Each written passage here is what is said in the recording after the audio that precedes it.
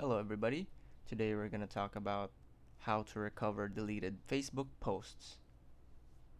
Step number 1, click your profile picture in the top right of Facebook. Step 2, click Settings and Privacy. Step 3, click Activity Log. Step 4, in the menu of the left, scroll down and click Trash.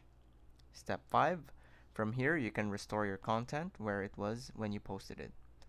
Hover over the content you'd like to restore, then click Options. Click Restore to Profile, then click Restore to confirm. Move content to your archive. Hover over the content, then click Options, then click Move to Archive. Your content will move to your archive.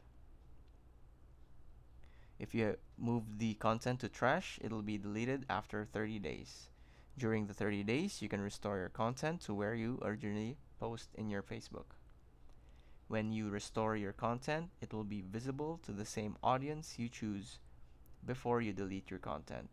If you move your content to archive, it'll be only visible to you. That's it. Thanks for watching.